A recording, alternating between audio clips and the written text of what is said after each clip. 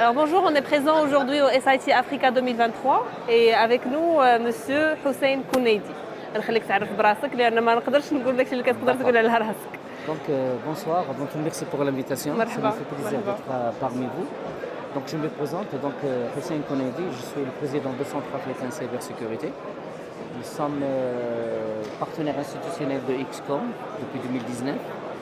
En même temps, une deuxième casquette, je suis ingénieur en chef, deuxième grade au sein du ministère de l'Éducation nationale. Actuellement, je m'occupe de la partie cybersécurité, je suis le RSIC de l'Éducation nationale. Super. Et en même temps, je suis un professeur vacataire à l'Université Mohamed V. Bravo Voilà. Elik. Merci pour l'introduction. Merci. Maintenant je vais vous poser quelques questions. أولها علاش كتشاركوا في الاس اي تي؟ أو là pourquoi vous êtes un partenaire institutionnel de XCOM pour tous les événements qu'ils font au Maroc? Vraiment, c'est une question pertinente parce que nous, on a commencé non seulement depuis 2009, mais avant. Nous sommes intéressés par le ICT parce qu'il y a un ensemble de sponsors qui souhaitent bien que les clients bénéficient de dernières technologies Effectivement. en matière de cybersécurité et en matière de politique. Et comme vous savez que la cybersécurité aujourd'hui, c'est un enjeu majeur pour les entreprises, pour l'administration publique marocaine, privée, semi-publique. Et comme vous savez, ça nous fait un peu peur parce qu'il y a des lois, puisqu'il y a des lois qui gèrent cette cybersécurité, notamment la loi 0520, plus la loi 098 de la CNDP et la loi 05 de la DGCCI élaborée. C'est pour le respect des politiques de sécurité, pour le respect de patrimoine informationnel. Donc, qui dit politique, donc, c'est-à-dire qu'il faut respecter, qu'il faut mettre en place. Et avec l'évolution, c'est-à-dire énorme de la sécurité, des technologies, Oui. avec la transformation digitale, l'intelligence artificielle, le big data, tous ces outils-là, ces logiciels-là, ces systèmes d'information qui sont avancés, qui parlent eux-mêmes, c'est-à-dire n'ont pas besoin d'assistance, parce que c'est des robots. Oui. Donc, vraiment, on a besoin d'être accompagné par des experts dans ce domaine-là, sur côté sensibilisation, côté réflexion, sur Effectivement. l'optimisation des solutions et ainsi de suite. Vous, Donc, vous c'est une travaillez, activité oui, c'est pardon. une activité qui est très intéressante et ça ne cesse pas de se terminer parce que du jour au lendemain, il y a chaque fois des nouveautés. Donc Effectivement. il faut construire, et c'est ça la réponse à votre question, pourquoi nous sommes sur ICT, c'est pour bénéficier des dernières solutions technologiques Et communiquer dessus et communiquer dessus pour résoudre les problèmes de vulnérabilité, les problèmes des attaques, les problèmes de la sensibilisation pour les utilisateurs. Aujourd'hui, c'est un volet qui entoure les universités actuellement et les enseignants qui vraiment ils ont intérêt de savoir de s'intégrer et d'adhérer à ce genre de thématiques يعني نخرطوا فيهم. Effectivement, sinon ça prend vraiment 2 secondes pour se faire hacker, Oui, pour se faire hacker, et oui. tout perdre. Et te perdre كنبقاو l'image de خدامين marque de في- l'entreprise que tu Aujourd'hui, la sécurité, c'est tout le monde est responsable. Oui. Il n'y a pas de définition pour le DG, pour le RSIC, pour la DSI. Tout le monde, c'est une chaîne, c'est-à-dire de distribution en partie sécurité, depuis le top management jusqu'au dernier utilisateur. Effectivement. Voilà, donc c'est vrai. Jusqu'à l'agent de sécurité. Voilà, donc il faut investir sur l'être humain, sur le maillot faible de la sécurité, et non, et en plus investir même sur la technologie, mais ça reste la sensibilisation pour les utilisateurs. C'est un projet qui est très important et qui va donner plus de bénéfices pour l'entreprise. Une fois l'équipe elle est bien formée, elle est bien sensibilisée. Effectivement, c'est pour ça que vous chapeautez aussi l'équipe scientifique de l'événement. Comme ça, Oui. vous Oui. proposez les Au niveau workshops. des CT avec Sylvie, je suis dans le comité d'organisation, dans le comité scientifique.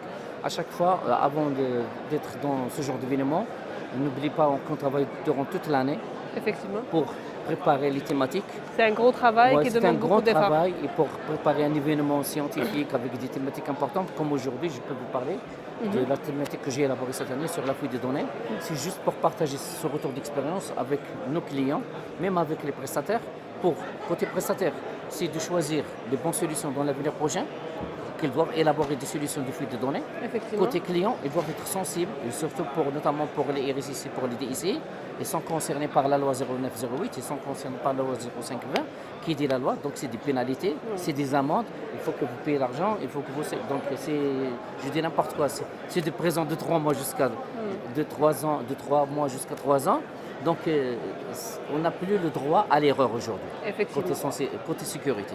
Donc, c'est pour cela nous sommes en train de partager cette expérience pour que le RSI et le DSI soient en bonne position pour mettre en place cette politique et la mettre en œuvre. Ce n'est pas de le mettre dans les placards, juste on a une politique de sécurité, nous sommes certifiés, ça reste insuffisant. Tant qu'il n'y a pas de bonnes pratiques, il n'y a pas d'état de renseignement sur la sécurité des systèmes d'information. Et c'est ça le rôle d'aujourd'hui, cette fuite, ce sujet-là de fuite de données. Vraiment, nous étions étonnés par les clients. Il y avait beaucoup de clients des différents ministères. Et ça dépassait presque 60 personnes. Et ça durait non pas une demi-heure, mais ça durait 2 heures.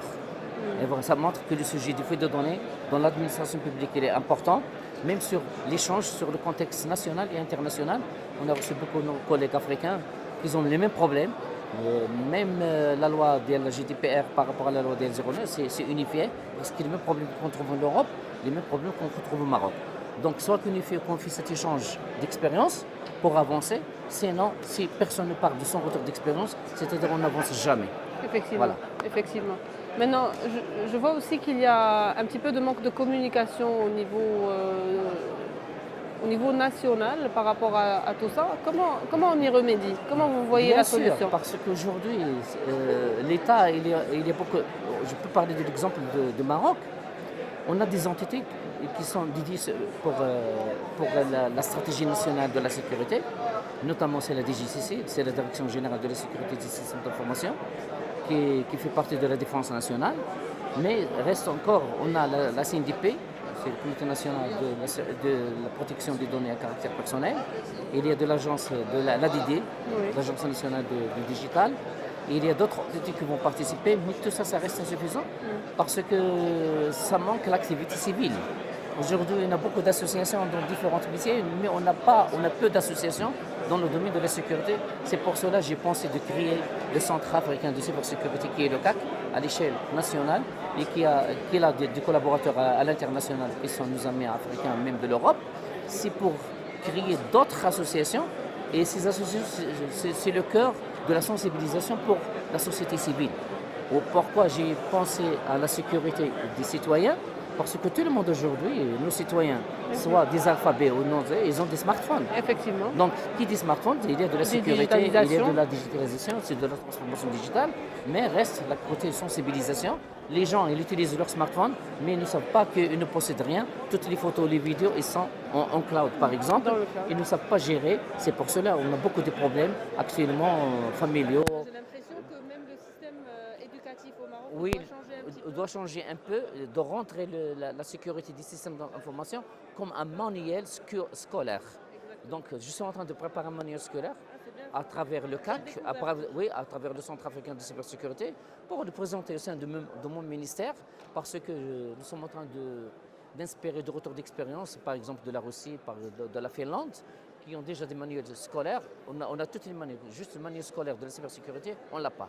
Donc, soit qu'on commence à partir du primaire et du secondaire jusqu'au lycée. Voilà. C'est ce qu'il faut faire. Et il faut commencer, nous sommes déjà en retard. Effectivement. Voilà, et ce n'est pas gratuit. En tout cas, merci beaucoup pour toutes ces Ok. informations. Merci. Je suis sûre que si on continue, on ne va pas s'arrêter. Oui, c'est sûr.